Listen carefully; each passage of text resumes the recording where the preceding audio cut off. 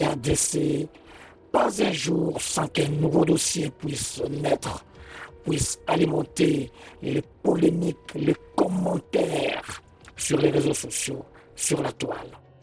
Ne tripotez pas vos machines ni vos téléphones, car ce sont étruqués. On va parler d'Anthony Tshisekedi, le fils du président de la République démocratique du Congo.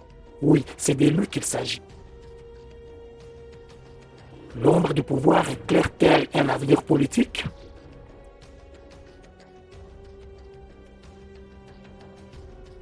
Le fils du président de la République démocratique du Congo fait parler de lui ces derniers temps sur les réseaux sociaux. Sa présence, aux côtés du premier président de la Chambre haute du Parlement congolais, José Kalala Kalala, à la cérémonie d'investiture du président vénézuélien, Nicolás Maduro, a suscité de nombreux commentaires parmi les observateurs de la sphère politique de ce grand pays. Signalons que le président vénézuélien Nicolás Maduro vient d'être réélu à sa propre succession à la tête du Venezuela.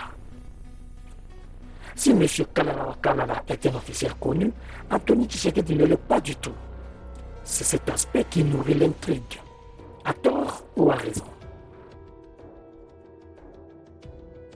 Cependant, un fait a échappé à la curiosité des Congolais lors de la dernière itinérance du président Félix Tshisekedi, surnommé Béton, à l'intérieur du pays.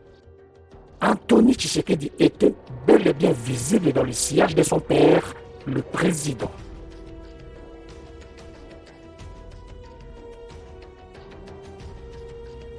Peut-on déduire que le chef de l'État est en train d'apprendre les ficelles du pouvoir à son fils? Possible et légitime. Rien qu'à observer la posture avec laquelle il serre la main du président vénézuélien, tout laisse penser qu'Anto a bénéficié d'un coaching particulier de la part de son père et président de la République. Le sans-guerre se pose néanmoins la question sur le mobile justifiant l'inquiétude des Congolais.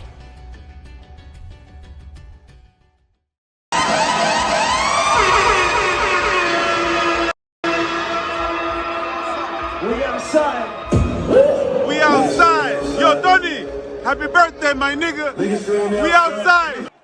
The Crown Prince of Congo is celebrating his birthday. His whole gang celebrating. This is how we're doing it. Keep the club open. Hier, Anthony Tshisekedi était critiqué pour une vidéo où on a vu fêter avec faste, sabrant le champagne, son anniversaire.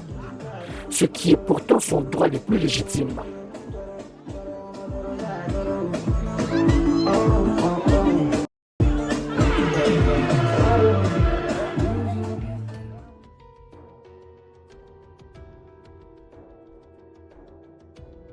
Maintenant qu'il se présente en plein jour, sous une casquette on ne peut plus politique, on lui cherche des poux dans la tête, dépourvu des cheveux d'ailleurs.